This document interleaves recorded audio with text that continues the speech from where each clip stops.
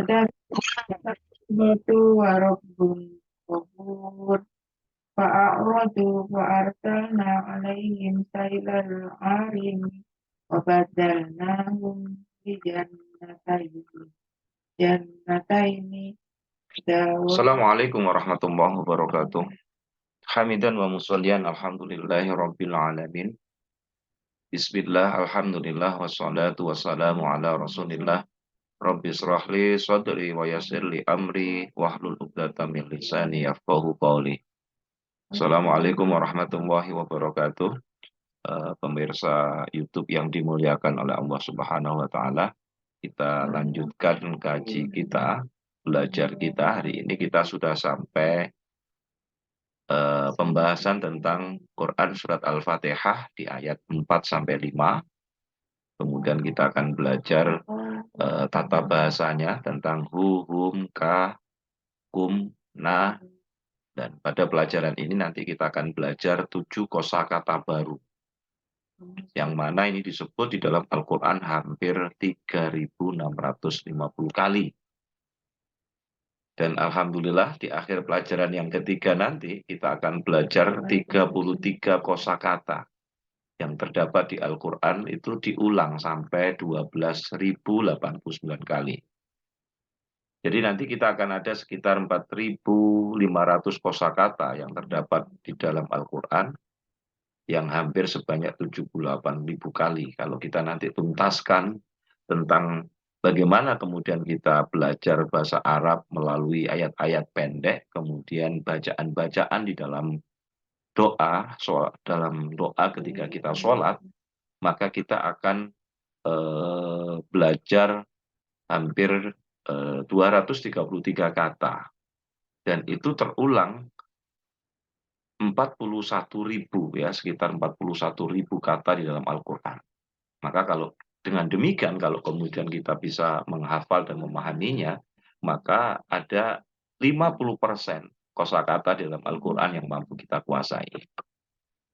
Baik teman-teman sekalian, kita sampai pada surat Al-Fatihah ayat yang keempat. Bismillahirrahmanirrahim. A'udzubillahi minasyaitonirrajim. Maliki, pemilik ya. Yaumi, hari. Ad-din, pembalasan. Maliki, pemilik. Yaumiddin, yaumi, hari. Ad-dini, pembalasan. Kita mulai dengan kata-kata maliki. Jadi maliki ini nanti akan disebut 3 kali dalam Al-Quran. Maliki artinya pemilik. Yaum, hari. Ad-din berarti pemilik hari pembalasan. Saya ulangi, maliki itu pemilik. Kata maliki nanti teman-teman sekalian akan terulang 3 kali di dalam Al-Quran. Kemudian ada kata yaum, ad-din. Jadi maliki, pemilik, yaum, hari, ad-dini, pembalasan. Malak, ya ada malak, itu malaikat. Jadi malak, malaikah. Para malaikat. Nah, sekarang kita masuk pada kata yang kedua, kata yaum. Nah, kata yaum ini terulang 405 kali di dalam Al-Quran. Yaum, kalau jamaknya adalah ayyam. Jadi maliki, pemilik, yaum, hari, ad-din. Maliki yaumiddin, pemilik hari pembalasan. Saya ulangi, kata yaum itu terulang 405 kali di dalam Al-Quran. Apa yaum itu? Ya, betul, hari. Jamaknya adalah ayyam. Saya ulangi, maliki yaumiddin, maka maliki itu pemilik, yaum, hari, ad-din, pembalasan. Kata yaum itu nanti akan terulang 405 kali dalam Al-Quran.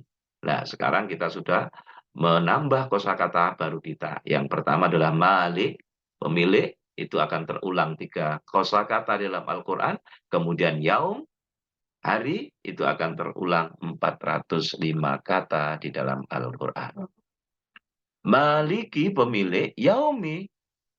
Maliki, pemilik, yaumiddin, yaum, hari, ad-din, pembalasan. Ad-din, pembalasan. Yang dimaksud dengan yaumiddin, hari pembalasan itu adalah hari pembalasan untuk perbuatan baik dan buruk kita. Nah, nanti di akhirat perbuatan baik dan buruk kita itu akan dihisab, akan dibalas oleh Allah. Kata ad-din itu bermakna dua. Ada ad-din yang bermakna hari pembalasan, yaitu hari pembalasan untuk perbuatan baik dan buruk. Dan yang kedua kata ad-din adalah sistem kehidupan atau yang disebut dengan agama Islam. Teman-teman sekalian, Maliki Yaumiddin, pesan dari kalimat ini di dalam surat Al-Fatihah ayat 4 adalah Maliki pemilik Yaumiddin, hari pembalasan. Pada hari pembalasan hanya Allah lah yang memiliki otoritas tunggal. Jadi tidak seorang pun akan memiliki kekuatan. Dia Allah sendiri yang akan menilai perbuatan manusia, akan menilai semua manusia, perbuatan yang dilakukan di dunia, maka itu akan dihisab. Maka ayat ini mengingatkan kepada kita adalah ada hari pembalasan, ada hari yaumul hisab, maliki pemilik, yaum hari pembalasan. Teman-teman sekalian, pada hari itu tidak ada yang bisa bersyafaat kecuali orang yang diberi izin oleh Allah. Jadi hari pembalasan itu akan menjadi hari yang amat menakutkan. Laki-laki lupa saudaranya, ibunya, ayahnya, istrinya, dan anaknya. Semua orang hanya bisa sibuk memikirkan diri mereka sendiri. Maka ketika membaca ayat ini, Maliki Yaumiddin, kita harus mengharapkan rahmat Allah bahwa Dia akan memberikan pahala atas amal baik kita. Secara bersamaan kita juga harus takut akan hukuman atas pelanggaran kita. Jadi ayat yang keempat ini mengandung pesan yang begitu luar biasa. Jadi ketika membaca ayat ini, kita harus mengharapkan rahmat Allah bahwa Dia akan memberikan pahala atas amal baik kita, dan secara bersamaan kita juga harus takut akan hukuman atas pelanggaran kita. Teman-teman sekalian, ayat ini juga menjelaskan kepada kita, Dia menjadikan kita muslim tanpa kita minta, hanya karena rahmat dan kasih sayangnya. Nah, sekarang kita memintanya untuk surga. Kita berharap Allah akan mengabulkan doa kita. Maka kebiasaan yang harus kita biasakan nanti, rencanakan agar setiap hari kita jadikan akhirat itu sebagai prioritas utama kita. Ingatlah mati, ingatlah kuburan, ingatlah kebangkitan dan hari pembalasan. Maka tegakkan sholat tepat waktu, jangan lupa tilawah dan dzikir, jaga kesehatan, dan pastikan agar tidak kita gunakan mata kita, telinga, lidah, tangan, dan kaki di dalam perbuatan dosa.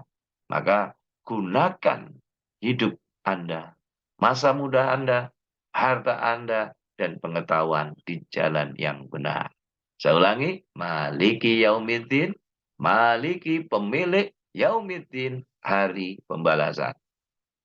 Oke, kita ulangi, kita coba kemudian praktekkan dengan penghayatan dan doa. Maliki pemilik Yaumiddin, hari pembalasan. Alimu, coba sekarang ajarkan, amalkan, kemudian uktubu. Jadi ditulis kalimat ini sehingga kemudian bisa menjadi penghayatan. Maliki Yaumiddin, pemilik hari pembalasan. Baik, kita sekarang masuk pada ayat yang kelima.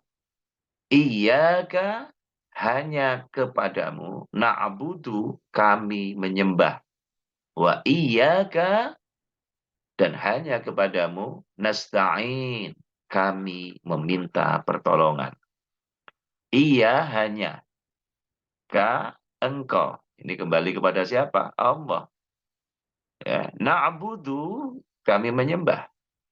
Wa iya, wa dan hanya, iya hanya, ka engkau, nasta'inu, kami minta bertolong.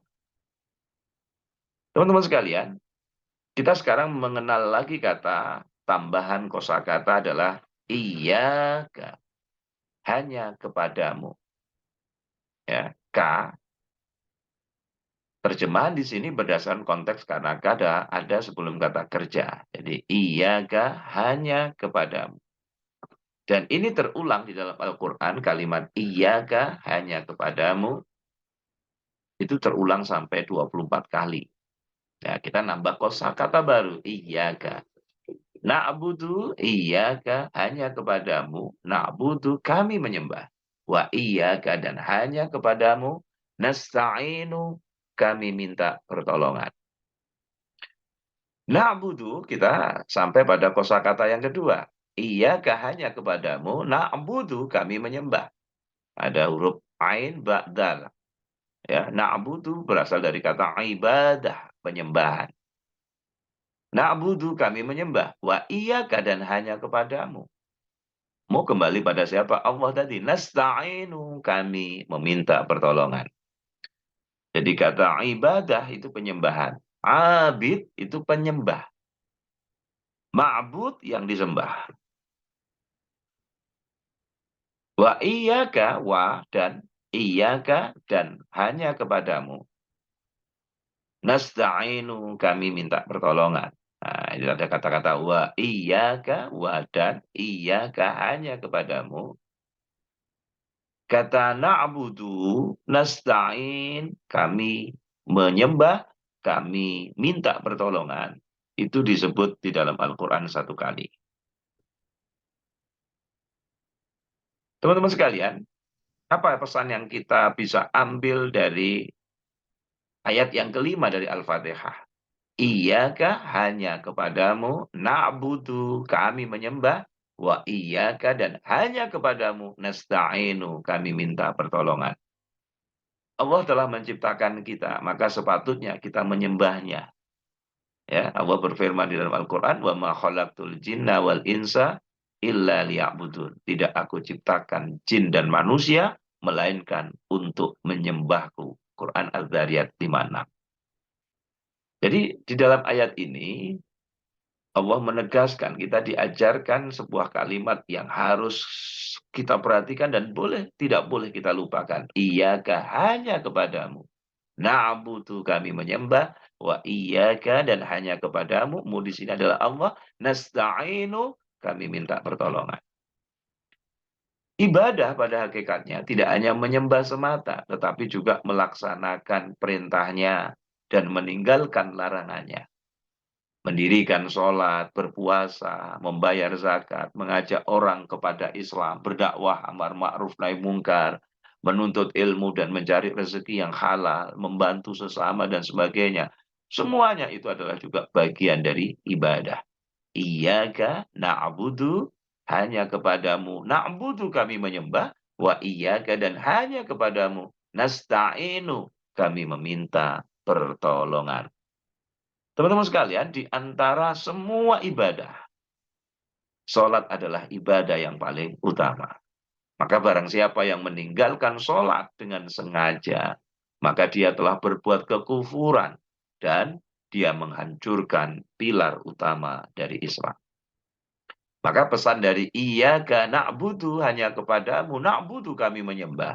Wa iyyaka, dan hanya kepadamu nasta'inu, kami minta pertolongan. Pesannya adalah apa? Salah satunya adalah berdoalah. Ya Allah, bantu hamba agar bisa ini beribadah kepadamu dengan cara terbaik, dengan cara yang menyenangkanmu. Maka kebiasaan apa yang kita bisa ambil dari pesan ayat 5 ini adalah kita harus memiliki niat ibadah dalam setiap perbuatan baik. Kedamaian sejati, keberhasilan sejati hanya dapat dicapai dengan ibadah semata. Wa iyyaka nasta'in, dan hanya kepadamu kami minta pertolongan. Wa iyyaka, dan hanya kepadamu kami minta pertolongan. Tanpa bantuan Allah kita tidak bisa memuaskan dahaga kita. Lalu bagaimana kita bisa menyembahnya tanpa bantuannya? Oleh karena itu bacalah ayat ini dengan keyakinan. Ya Allah, aku mohon bantuanmu dalam sholat ini. Aku mohon bantuanmu di dalam melakukan setiap tugas setelah sholat ini. Tolong bantu hamba setiap kali hamba di dalam kesulitan. Manusia biasanya tidak suka jika Anda meminta pertolongan mereka, tetapi Allah suka jika kita meminta kepadanya. Lagi dan lagi, apapun permintaan kita, maka Allah suka menerima doa kita. Bukankah Rasulullah Muhammad bersabda, doa adalah ibadah. Doa mukhul ibadah, doa itu adalah intisarinya ibadah. Kita ulangi lagi. Iyyaka, hanya kepadamu. Na'budu, kami menyembah. Wa iyyaka, dan hanya kepadamu. Nasta'inu, kami minta pertolongan. Maka kebiasaan berikutnya yang ke-9 apa? Mintalah pertolongan kepada Allah dalam hal apapun. Caranya apa? Dengan cara Nabi Muhammad SAW dan para rasul berdoa. Dan doa-doa mereka itu ada di dalam Al-Quran dan hadis. Dan nanti insya Allah doa-doa dalam Al-Quran dan hadis ini akan diajarkan nanti pada kursus di level 2. Nah, sekarang kita masuk pada sesi yang terakhir. Praktekkan dengan penghayatan dan doa. Mari coba kemudian kita baca sampai merasuk dalam diri kita. Iyyaka, hanya kepadamu. Na'budu, kami menyembah. Wa iyyaka, dan hanya kepadamu. Nasta'in, kami minta pertolongan. Ulangi. Iyyaka, hanya kepadamu. Na'budu, kami menyembah. Wa iyyaka, dan hanya kepadamu. Nasta'in, kami minta pertolongan. Ya, alimu, kamu ajarkan berulang-ulang. Uktubu, dan coba kamu tulis.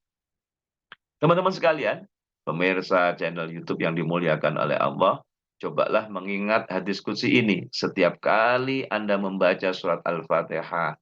Rasulullah bersabda bahwa Allah Subhanahu wa taala berfirman, "Aku membagi sholat antara aku dan hambaku. Setengah bagiku dan setengah bagi hambaku, dan aku akan mengabulkan apa yang dia minta kepadaku." Ketika seorang hamba membaca Alhamdulillahi Rabbil Alamin, maka Allah berkata, hambaku telah memujiku. Ketika seorang hamba membaca Ar-Rahmanir Rahim, maka Allah berkata, hambaku telah memujiku. Ketika dia membaca Maliki Yaumiddin, maka Allah berkata, hambaku telah mengagungkanku.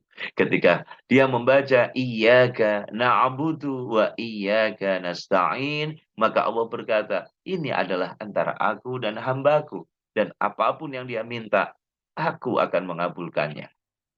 Maka ketika seorang hamba membaca ihdinas siratal mustaqim siratal ladzina an'amta 'alaihim ghairil maghdubi 'alaihim waladdallin, maka Allah berkata, ini untuk hambaku, apapun yang dia minta akan aku kabulkan.